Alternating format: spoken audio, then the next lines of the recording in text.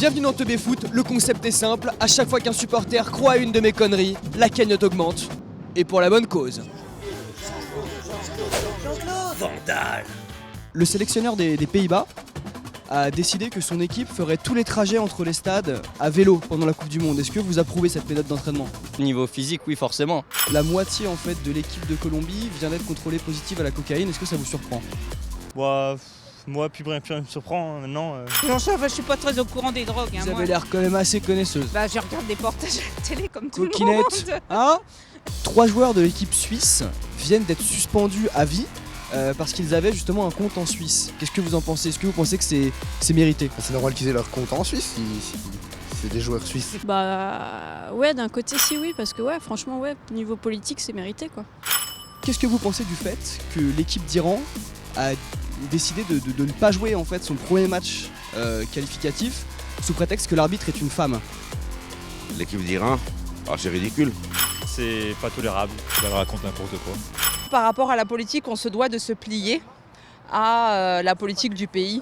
La fédération brésilienne de football a décidé en fait de loger tous ses joueurs dans les favelas afin qu'ils soient plus proches de leur population. Est-ce que vous trouvez pas ça un petit peu dangereux? Bah si, parce qu'ils peuvent subir les violences, tout ça qu'il y a dans les favelas. Donc du coup ils peuvent être blessés, tout ça. L'équipe du Mexique est sponsorisée par la marque Doritos et donc du coup le sponsor a exigé qu'ils chantent leur hymne national avec des chips dans la bouche. Est-ce que vous trouvez que le marketing va un petit peu trop loin? Non, je pense pas. La marque Nintendo va fêter ses 100 ans. À l'occasion, le Japon a décidé de floquer les maillots de ses joueurs au nom de Pokémon plutôt que le nom des joueurs. Est-ce que vous trouvez ça original? Alors moi non, parce que on connaît pas forcément les joueurs japonais, alors que les Pokémon on les connaît tous, donc vaut mieux apprendre le nom des joueurs japonais. Est-ce que vous pensez que ce médecin de l'équipe du Cameroun qui jetait des sorts sur les joueurs adverses mérite d'être puni? Bah après si c'est vrai oui c'est un manque de fair play donc ouais. La kiné en fait de l'équipe de foot de Russie a eu des relations tarifées avec certains joueurs de l'équipe. Elle a donc été exclue du staff. Est-ce que vous pensez que les joueurs en question doivent être aussi exclus? Ah non, absolument pas.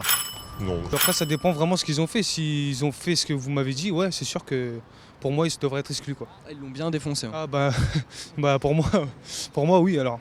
Après la victoire en fait du Front National aux élections, certains joueurs de l'équipe de France d'origine africaine ont décidé de boycotter la Coupe du Monde et de ne pas s'y rendre. Qu'est-ce que vous en pensez? C'est pas bien, c'est foutu.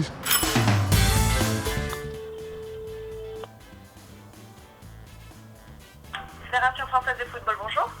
Oui, bonjour madame, je vous appelle de la part de la rédaction de Teubé Foot sur TF1.